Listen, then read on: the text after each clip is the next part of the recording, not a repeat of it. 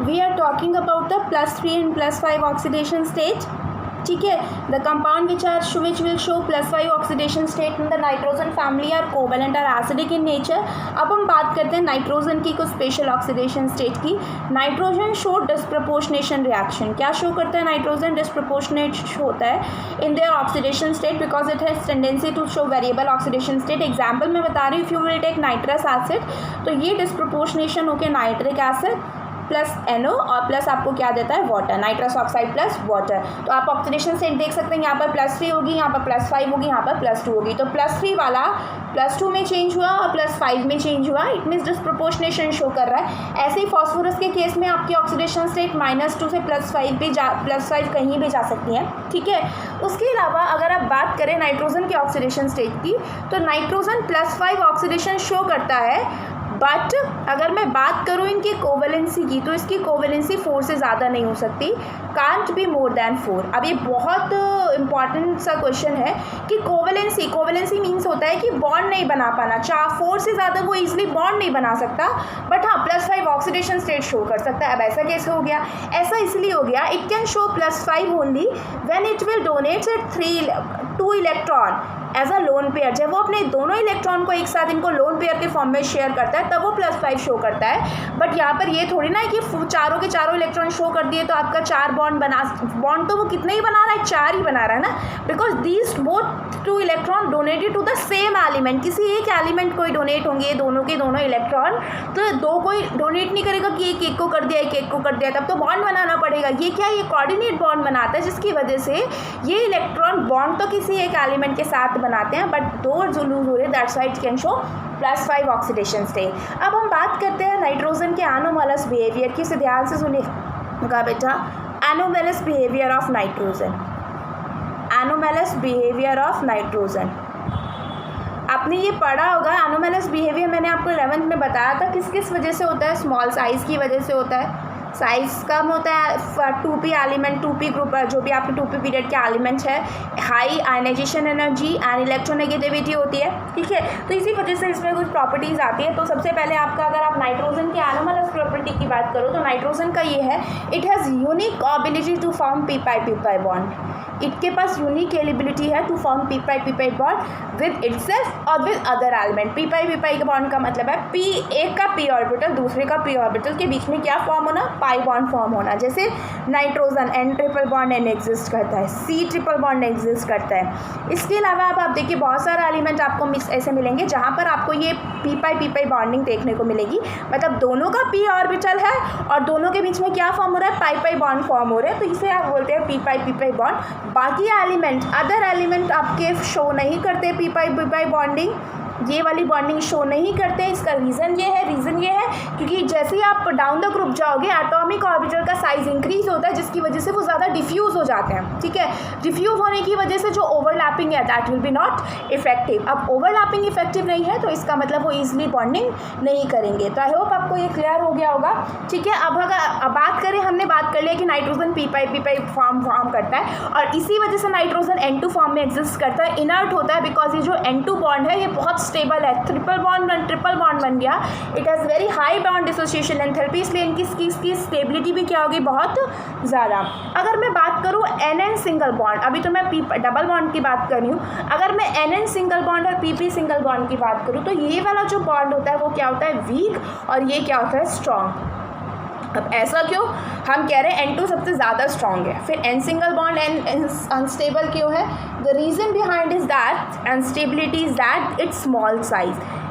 Bond length कम है वो मैं मान रही हूँ क्योंकि स्मॉल साइज़ की वजह से बॉन्ड लेंथ कम होती है, लेकिन इसका जो स्मॉल साइज़ है वही इसकी इस वीकनेस का कारण है. What the reason behind is that due to its small size electronic repulsion will be there which unstabilize this bond. Electronic repulsion की वजह से there is that unstability weakens that bond. इसलिए N सिंगल बॉन्ड आपका unstable होता है. That's why nitrogen does not catenate, but आपके phosphorus और क्या होते हैं ये कैटिनेशन की प्रॉपर्टी शो कर सकते हैं. उसके अलावा अगर अगर आपकी नाइट्रोजन की बात करें तो नाइट्रोजन डी पाई पी पाई बॉन्ड शो नहीं करता। अब आपको समझ में आ गया, डी ऑर्बिटल पी ऑर्बिटल के बीच में पाई बॉन्ड नाइट्रोजन फॉर्म नहीं करता, ना तो डी पाई पी पाई करेगा ना ही डी पाई करेगा, ये तो करेगा ही नहीं, क्योंकि इस केस में आपको दोनों के डी ऑर्बिटल चाहिए, नाइट्रोजन के पास होता ही नहीं है। और ना ही ये ऑर्बिटल करेगा, क्योंकि पी पाई और डी पाई नाइट्रोजन का साइज इतना कम है, इतने इजीली इफेक्टिव ओवरलैपिंग वो नहीं कर पाता। 2p ऑर्बिटल है ना ये, तो 2p ऑर्बिटल का साइज बहुत कम होता है, तो वो किसी भी डी के साथ इजीली ओवरलैपिंग नहीं कर पाता। बट फॉस्फोरस दोनों फॉर्म करता है, ये भी क्योंकि फॉस्फोरस में 3p ऑर्बिटल है, साइज विल इंक्रीज, तो वो इजीली डी पाई के साथ क्या कर लेगा, बॉन्ड बना लेगा। ठीक है, तो आई होप आपको ये क्लियर होगा। फॉस्फोरस आपका दोनों शो करता है, पी पाई भी और डी पाई बॉन्डिंग, डी पाई भी और पी पाई भी। अब हम इसकी कुछ रिएक्टिविटी पढ़ते हैं। ठीक है, ये इसका एनोमैलस बिहेवियर हो गया। अब हम चलते हैं इनकी रिएक्टिव प्रॉपर्टीज़ की। तो पहला आपका आता है रिएक्शन टूवर्ड्स हाइड्रोजन। ये हमें इनकी जनरल प्रॉपर्टी स्टडी करनी है कि हाइड्रोजन के साथ कंपाउंड बनाएगा तो क्या प्रॉपर्टी शो होगी। तो हाइड्रोजन के साथ जो एलिमेंट बनाते हैं 15 ग्रुप के, they will form EH3 type of hydride, NH3, PH3, ASH3, SbH3, antimony hydride, bismuth hydride. ठीक है, अगर आप ये हम जा रहे हैं टॉप टू बॉटम, ये हमारा टॉप हो गया, ये हमारा बॉटम हो गया। ठीक है, as you all know that on moving from top to bottom the size difference nitrogen hydrogen के बीच में कम डिफरेंस है, यहाँ पर ज़्यादा, फिर और ज़्यादा, फिर और ज़्यादा, फिर और ज़्यादा। तो इनकी बॉन्ड लेंथ क्या होगी, बॉन्ड लेंथ क्या होगी, इंक्रीज होगी। जब आपको पता है बॉन्ड लेंथ इंक्रीज होती है तो जनरल क्या कंसिडरेशन है, बॉन्ड डिसोसिएशन एंथैल्पी डिक्रीज होती है। और जब आपका बॉन्ड डिसोसिएशन एंथैल्पी मतलब बॉन्ड को ब्रेक करने की एनर्जी कम है, इट मीन्स आपकी जो स्टेबिलिटी हो रही है वो भी कंपाउंड की क्या होती जा रही है, डिक्रीज। इट मीन्स आपका NH3 ज़्यादा स्टेबल होता है एज कम्पेयर टू PH3 ज़्यादा स्टेबल होता है एज कम्पेयर टू AH3, और NH3 में तो एक्सेप्शन भी है हाइड्रोजन बॉन्डिंग का, तो वो तो अलग से ही एक्सेप्शन है। तो इनकी स्टेबिलिटी डाउन द ग्रुप जाने पर क्या होगी, डिक्रीज होगी। दूसरा हम इनकी बात करते हैं बेसिसिटी। अगर आप इनकी बेसिसिटी की बात करो, आपको पता है ये क्या होता है, बेसिक कंपोनेंट होता है, because they have lone pair of electron इनके ऊपर एक प्रेजेंट है, तो इसलिए they will show basic character because they can act as a Lewis base. Basicity भी क्या होगी, डिक्रीज होगी। क्या होगी बेसिसिटी, डिक्रीज। वो आपको पता है कैसे, इसमें देखो नाइट्रोजन का साइज इतना है, यहाँ पे फॉस्फोरस का इतना हुआ, फिर इतना इंक्रीज होता चला गया। यहाँ पे लोन पेयर, यहाँ पे लोन पेयर, यहाँ पे लोन पेयर और यहाँ पे लोन पेयर। आप देखो यहाँ पर साइज कम होने की वजह से लोन पेयर के बीच का जो रिपल्शन है, लोन पेयर में का जो स्टेबिलिटी है वो कम है। मतलब यहाँ पर ज़्यादा रिपल्शन होगा लोन पेयर बॉन्ड पेयर के बीच में। क्यों, क्योंकि साइज कम है। यहाँ पर साइज इंक्रीज हो गया तो लोन पेयर दूर दूर हो गए, इतना रिपल्शन कॉज नहीं करेंगे। यहाँ पर रिपल्शन ज़्यादा, इसलिए क्या करेंगे, ईजिली डोनेट होने की कोशिश करेंगे। और आपको पता है बेसिसिटी डिपेंड किस पे करती है, the easily availability of the loan pair of electron. तो इसलिए साइज स्मॉल होने की वजह से रिपल्शन को कम करने के लिए आपके इन इलेक्ट्रॉन्स के बीच में क्या होगा, इन इलेक्ट्रॉन्स के ये इलेक्ट्रॉन जल्दी डोनेट हो जाएंगे, इसलिए इनका बेसिक कैरेक्टर भी क्या होता है, ज़्यादा। अब हम नेक्स्ट चलते हैं आपके ऑक्साइड की तरफ। सेकंड हमारा आता है ऑक्साइड्स। 15th ग्रुप की बात कर रही हूँ। दो टाइप के ऑक्साइड बनाता है, E2O3 एंड E2O5। ये आपका कोई भी एलिमेंट हो सकता है, ठीक है, E2O3 और E2O5। ये अब यहाँ पर हायर और लोअर वाली बात आ जाएगी। अगर आप इन ऑक्सीडेशन स्टेट को देखोगे, ठीक है, तो यहाँ पर ऑक्सीडेशन स्टेट आपको +3 मिलेगी और यहाँ पर क्या मिलेगी, +5 मिलेगी। यहाँ पर +5 मिलेगी, यहाँ पर क्या मिलेगी आपको, +3 मिलेगी। तो ये वाले जो कंपाउंड हैं आपके, ये वाले कोवेलेंट होंगे ज़्यादा और ज़्यादा एसिडिक नेचर के भी होंगे। ये मैंने आपको पहले ही डिस्कस कर दिया है कि क्यों होता है ऐसा, ठीक है। उसके अलावा वही ऑक्सीडेशन स्टेट की आप बात करें डाउन द ग्रुप जाने पर, इन दोनों के केसेस में, अगर मैं इनके केसेस की बात करूँ, इनकी केसेस की भी, तो वही बॉन्ड डिसोसिएशन एंथैल्पी आपकी क्या होती है, डिक्रीज। हाँ, ये क्या होते हैं, एसिडिक होते हैं नेचर्स में। जो ऑक्साइड्स होते हैं वो क्या होते हैं, एसिडिक नेचर के होते हैं, ठीक है, एसिडिक नेचर के होंगे। बट इनका जो एसिडिक नेचर है वो डाउन द ग्रुप जाने पर क्या होता है, डिक्रीज होता है। डाउन द ग्रुप जाने पर आपका एसिडिक नेचर क्या होगा, डिक्रीज होगा। क्यों डिक्रीज, दोनों के केसेस की बात करें, E2O3 की अगर मैं बात करूँ, नाइट्रोजन का जो ऑक्साइड्स होते हैं these are acidic in nature. उसके बाद नाइट्रोजन फॉस्फोरस के, उसके बाद आता है bismuth antimony, they are amphoteric. और जो सबसे बिस्मथ का ऑक्सीडाइज होता है it is basic in nature, ठीक है। तो ये आपके ऑक्साइड की टेंडेंसी होगी। उसके बाद हम आते हैं हैलोजेंस के लिए। हैलोजेंस भी दो तरीके के बनते हैं, एक का बनता है आपका EX3 और एक बनता है EX5, ठीक है। मैं आपको बता दूं NX5 it does not form.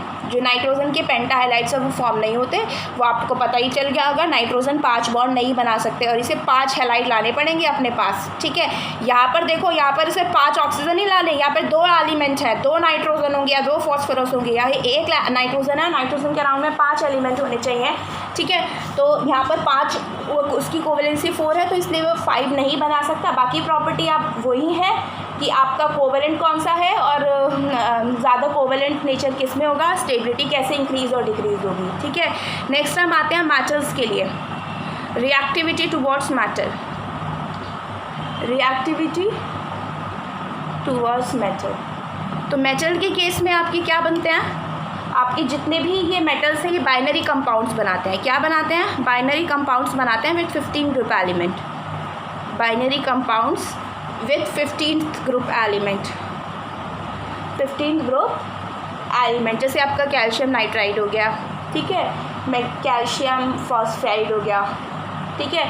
तो मेटल और नॉन मेटल दोनों, ये आपके जितने भी नाइट्रोजन 15 ग्रुप के एलिमेंट है जिसमें मेटल भी थे और नॉन मेटल भी थे, ये दोनों बाइनरी कंपाउंड बनाते हैं फिर 15 group element. So this is all about the physical and chemical properties of 15th group element. तो ये हमारे 15th ग्रुप एलिमेंट की फिजिकल और केमिकल प्रॉपर्टीज़ दोनों ही खत्म हो चुकी है, ठीक है। तो आई होप आपको क्लियर होगा। फटाफट से रिवाइज कर लेते हैं एक बार सारी प्रॉपर्टीज़ को, ठीक है, ताकि हमें याद हो जाए। अगर हम बात करते हैं, दोबारा से एक बार हम फटाफट चलते हैं रिवाइज की तरफ अपना पूरा, हमने क्या क्या आज डिस्कस किया है। So let's have a look on that. हमने आज डिस्कस किया था, we have start with the group 15 element nitrogen family, NH2 NP3। मैंने स्टार्टिंग में NP1 लिख दिया था, दैट इज़ रॉन्ग, NP3 है। ये जनरल इलेक्ट्रॉनिक कॉन्फिगरेशन होता है। अगर आप इनकी अक्रेंस देखें कैसे एग्जिस्ट करते हैं, 78% बाय वॉल्यूम हमारा नाइट्रोजन एटमॉस्फेयर में प्रेजेंट है। बाकी नाइट्रोजन आपके काइल साल्ट पिचर और इंडेस साल्ट पिचर, मतलब ये अर्थ क्रस्ट में पाए जाते हैं इस फॉर्म में, ठीक है। उसके अलावा आपका जो फॉस्फोरस है वो फॉस्फोअमीन्स में मिलता है। फॉस्फो बहुत सारी प्रोटीन्स होती है, फॉस्फोप्रोटीन एपेटाइट फैमिली का मेंबर होता है। बाकी आपके जितने भी ये एलिमेंट है they will form in the form of their sulphide in earth crust. Physical properties और एटॉमिक प्रॉपर्टीज़ हमने डिस्कस किया था। साइज़ का मैंने आपको बता दिया, डाउन द ग्रुप जाने पर इंक्रीज़ होगा, बट स्टार्टिंग में आपको इंक्रीज़ ज़्यादा देखने को मिलता है, उसके बाद कम हो जाता है because of the presence of D and F orbital. उसके बाद हमने ऐसे ही आयनाइजेशन एंथैल्पी इलेक्ट्रोनेगेटिविटी वेरी करेगी। नेक्स्ट हम ऑक्सीडेशन स्टेट पे आते हैं। कॉमन ऑक्सीडेशन स्टेट आपकी -3 +3 +5 है, ये कॉमन है।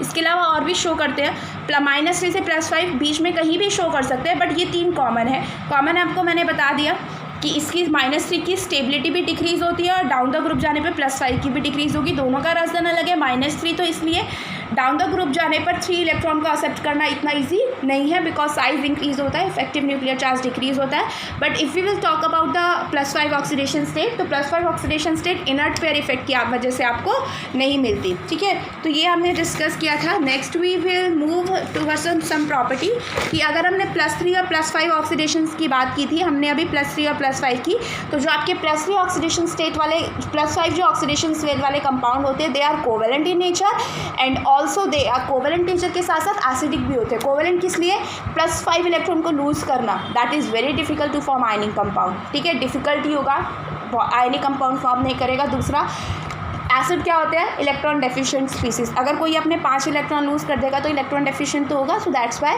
The compound which will show +5 oxidation state are acidic and covalent in nature. उसके बाद नाइट्रोजन की हमने ऑक्सीडेशन स्टेट की बात करी। नाइट्रोजन की ऑक्सीडेशन स्टेट डिस्प्रोपोर्शनेशन शो करता है, वैरी कर सकते हैं। जैसे इस रिएक्शन में आप देख रहे हो +3 से +5 फिर +2 वैरी कर रही है। एक इंपॉर्टेंट क्वेश्चन है, नाइट्रोजन की कोवेलेंसी 4 से ज़्यादा नहीं हो सकती but it can show +5 oxidation state. वो मैंने आपको बताया क्योंकि 2 इलेक्ट्रॉन लूज ये एक ही एलिमेंट को करता है, इसलिए एक एलिमेंट तो ये लूज हो गए, 3 एलिमेंट्स यहाँ आ गए तो 4 ही एलिमेंट के साथ बॉन्ड बना सकते हैं। That's why covalency is 4 because it has only 4 valence electron. उसके बाद हमने एनोमलस बिहेवियर ऑफ नाइट्रोजन के बारे में बात करा, जहाँ पर हमने नाइट्रोजन की p-pi बॉन्डिंग की बात करी, n सिंगल बॉन्ड n की अनस्टेबिलिटी की बात करी, ठीक है। बाकी सारे एलिमेंट d-pi बॉन्ड बनाते हैं बट नाइट्रोजन फॉर्म नहीं करता। उसके बाद हमने इसके हाइड्रोजन के साथ रिएक्टिविटी देखी। 15 ग्रुप के एलिमेंट जो भी होते हैं वो EH3 टाइप के हाइड्राइड बनाते हैं। बॉन्ड एक ही प्रॉपर्टी में समझा रही हूँ, बार बार ये नहीं समझा रही मैं। Bond length down the group जाने पर इंक्रीज होती है, जिसकी वजह से बॉन्ड डिसोसिएशन एंथैल्पी डिक्रीज होगी। बॉन्ड डिसोसिएशन एंथैल्पी किसी की अगर कम है, इट मीन्स कि वो कंपाउंड कैसा है, अनस्टेबल है। तो अनस्टेबिलिटी भी क्या होती है, decrease. Then we have discuss about their oxides. हमने उसके बाद क्या डिस्कस किया, उनके ऑक्साइड्स के बारे में। ऑक्साइड्स के बारे में हमने उनका नेचर डिस्कस किया। +3 और +5 दो ऑक्सीडेशन स्टेट के ऑक्साइड होते हैं। +5 वाले ये सारे ही एसिडिक होंगे नेचर में, ठीक है, क्योंकि आपके और डाउन द ग्रुप जाने पे जो एसिडिक कैरेक्टर है वो आपका डिक्रीज होगा। उसके बाद मेटल के साथ ये बाइनरी कंपाउंड बनाते हैं। ऐसे हेलोजन के साथ 2 टाइप के हैलाइड बनाएंगे, EX3 और EX5। तो अब आप देख लीजिए इसमें से कौन सा कोवेलेंट है, कौन सा आयनिक है नेचर का। तो आई होप आपको ये सारी चीज़ें क्लियर हो गई होंगी ईजिली। ये सिर्फ केमिकल प्रॉपर्टीज थी। In the next class will start with the compound of nitrogen. Nitrogen पढ़ेंगे, अमोनिया पढ़ेंगे या nitric. Thank you so much.